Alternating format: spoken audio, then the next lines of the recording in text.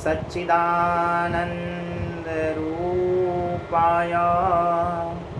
विश्वोत्पत्त्यादिहेतवे तापत्रयविनाशाय श्रीकृष्णाय वयं नुमः। मित्रों, आप सबका स्वागत है अपने इस YouTube चैनल पर। आप सबका प्रेम और सहयोग अब तक जैसा मिल रहा है इसको आगे भी ऐसे ही बरकरार रखिएगा। आज जिस विषय को लेकर आप सबके सम्मुख उपस्थित हो रहा हूँ वह है जीवन में दुख क्यों आता है और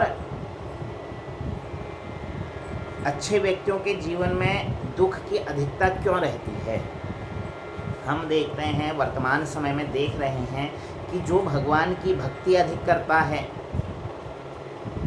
या दूसरों के प्रति प्रेम सेवा भाव जो रखता है, अधिकतर जीवन में कष्ट बहुत भोगना पड़ता है।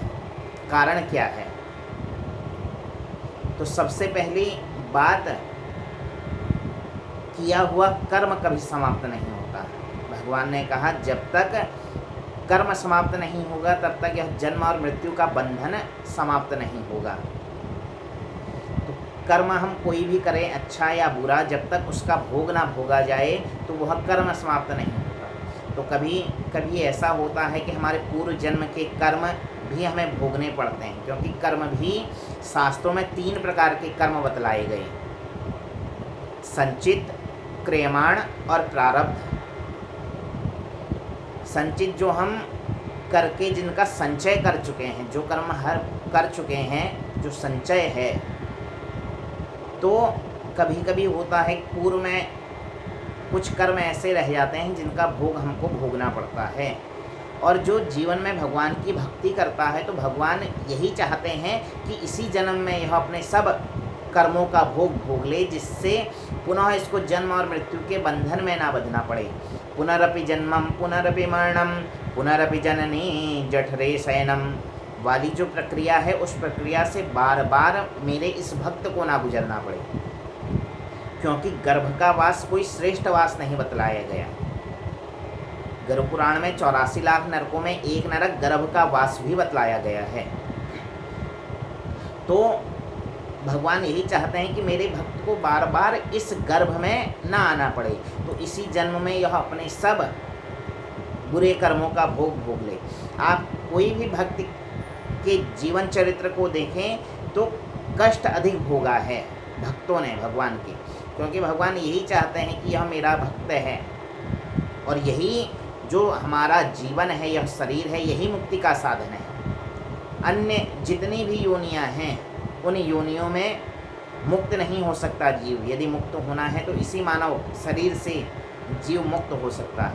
तो भगवान की यही इच्छा रहती है कि यह मेरा भक्त है तो इसी जन्म में इसको जन्म और मृत्यु के बंधन से मुक्त कर दो। तो जितने भी हमारे कर्म हैं, संचित, प्रारब्ध और क्रियमाण, उन सब कर्मों का भोग कर जीवन और मृत्यु के बंधन से उसको मुक्त करवाना चाहते हैं। तो इसलिए अधिकतर भक्तों के जीवन में कष्ट अधिक रहते हैं।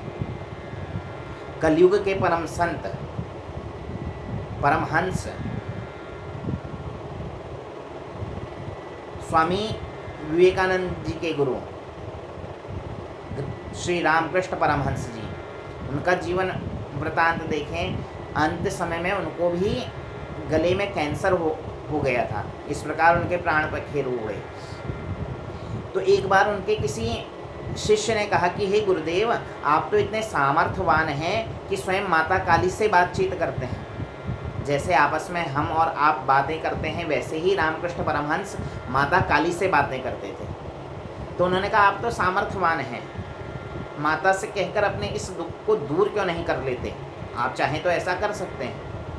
तो रामकृष्ण परमहंस जी ने बड़ी सुंदर बात कही कि मैं अपना कष्ट अपनी माता को नहीं देना चाहता, और यह कष्ट मेरे किए हुए कर्मों का है। इस जन्म में नहीं भोगूंगा तो पुनः अगला जन्म लेना पड़ेगा उन कष्टों को भोगने के लिए, किंतु भोगना मुझे ही है और इन कष्टों को मैं भगवान को नहीं देना चाहता।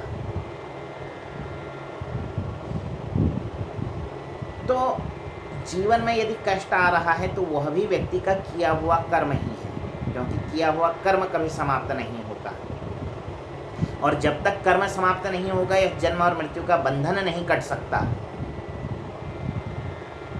तो जीवन में यदि सुख मिल रहा है तो वह भी हमारे किए हुए कर्मों के अनुसार मिलता है, और जीवन में दुख मिल रहा है तो वह भी हमारे किए हुए कर्मों के अनुसार ही हमको मिलता है, इसमें कोई संशय नहीं है। जीवन में यदि दुख अधिक हो तो परमात्मा का नाम संकीर्तन अधिक हो जाए, सुख अधिक है तो उसमें परमात्मा का प्रत्येक क्षण में चिंतन अधिक हो जाए, तो वह श्रेष्ठ भक्त है। जो सुख को भगवान की कृपा माने और दुख को भगवान की इच्छा माने, वह श्रेष्ठ संत है, वह श्रेष्ठ भक्त है। क्योंकि भक्त की पहचान भी तभी होती है जब जीवन में कष्ट आता है। कई बार हम देखते हैं, वैसे तो लोग कहते हैं मैं भगवान का बहुत बड़ा भक्त हूँ, बहुत बड़ा भक्त हूँ, और जैसे ही जीवन में कोई कष्ट आए कहने लगता है अरे भगवान कुछ नहीं, यदि भगवान होते तो मेरे जीवन में कष्ट क्यों आता, मैं तो इतनी भक्ति करता था। अर्थात उनकी जो भक्ति है वह केवल छलावा मात्र है, केवल दिखावा मात्र है। जो दिखाना चाहते हैं मैं भक्त हूँ, किंतु वास्तव में वह भक्त नहीं है। जैसे ही कष्ट आता है भगवान को भूल जाते हैं, और जब जब जीवन में कष्ट आया तब तक भगवान का सानिध्य निकटता आई है जीवन में। कुंती ने यही कहा कि मुझे कष्ट ही कष्ट चाहिए, दुख ही दुख चाहिए, क्योंकि जब जब दुख हुए तब तक आप मेरे सम्मुख रहे। तो इसलिए यदि जीवन में दुख आ रहा है यह भी परमात्मा की इच्छा है। परमात्मा नहीं चाहते कि मेरा यह भक्त बार बार जन्म और मृत्यु के बंधन में पड़े। अरे सोने को भी अग्नि में तप कर ही श्रेष्ठ सोना प्राप्त होता है। यदि सोना प्राप्त करना है तो उसको भी अग्नि में तपाना ही पड़ेगा, और कसौटी भी सोने की ही होती है, पीतल की कसौटी नहीं होती, या लोहे की कसौटी कभी नहीं होती। भगवान भी अपने भक्त की ही कसौटी लेना चाहते हैं कि वास्तव में भक्त है भी या केवल दिखावा कर रहा है, केवल छलावा कर रहा है। जीवन में बार बार कष्ट आ रहे हैं तो समझ लीजिए परमात्मा अपनी तरफ बुला रहे हैं, निकटता हो रही है परमात्मा से। परमात्मा देखना चाहते हैं वास्तव में भक्त हैं या केवल दिखावे के लिए भक्त बन रहे हैं कि हाँ मैं परमात्मा का भक्त हूँ, किंतु जीवन में जैसे ही कष्ट आए लोग कहते हैं अरे कुछ नहीं है परमात्मा। यदि वह होता तो मेरे जीवन में कष्ट नहीं आता। किंतु सुख और दुख तराजू के दो पलड़े के समान हैं, कभी एक पलड़ा ऊपर, कभी एक पलड़ा नीचे, कभी दूसरा पलड़ा ऊपर, पहला पलड़ा नीचे। तो वैसे ही जीवन में सुख और दुख हैं, तो कभी सुख आता है कभी दुख आता है। सुख के पीछे ही दुख है और दुख के ही पीछे ही सुख है। इसी संबंध में अकबर और बीरबल की एक कथा आती है। एक बार अकबर ने बीरबल से कहा कि बीरबल कोई ऐसा वाक्य मेरे लिए लिख कर दो कि मैं सुख में पढ़ूं तो मुझे दुख हो और दुख में पढ़ूं तो मुझे सुख प्राप्त हो, कुछ ऐसा वाक्य दो। तो बीरबल ने एक बड़ा सुंदर वाक्य लिखा, यह समय भी गुजर जाएगा। कितना सुंदर वाक्य है। सुख में पढ़िए यह समय भी गुजर जाएगा तो व्यक्ति को लगेगा कि दुख आने वाला है तो कष्ट होगा, और दुख में पढ़े यह समय भी गुजर जाएगा तो मन में शांति होगी कि हाँ यह समय भी धीरे धीरे गुजर जाएगा, तो शांति प्राप्त होगी, सुख प्राप्त होगा। तो ऐसे ही जीवन में सुख और दुख एक ही गाड़ी के दो पहिए हैं, कभी सुख आएगा कभी दुख आएगा। किंतु यदि जीवन में दुख आ रहा है तो भगवान के प्रति उसमें भी आभार प्रकट करना चाहिए। जब भीष्म पितामह को सरसैया पर लेटना पड़ा, राजा हरिश्चंद्र को स्वयं को, अपने पत्नी को, अपने पुत्र तक को बेचना पड़ा, भगवान की कसौटी तो इतनी कठिन होती है। आपके हमारे जीवन में तो जो कष्ट हैं क्षणिक कष्ट हैं, और हमारे कष्ट ऐसे हैं कि दूसरे का दुख यदि हम देखें तो हमें अपना दुख कम लगेगा। किंतु वर्तमान समय में होता क्या है, हम दूसरे के दुख नहीं देख रहे, दूसरे के सुख देखते हैं। अरे उसके पास तो यह सुख है, उसके पास यह सुख है। किंतु यदि हम दूसरे का दुख देखें तो अपना दुख कुछ नहीं लगेगा। एक भजन है ना, दुनिया में कितना गम है, मेरा गम कितना कम है। तो वास्तव में हमारा दुख यदि दूसरे के दुख से हम देखें तो कुछ नहीं।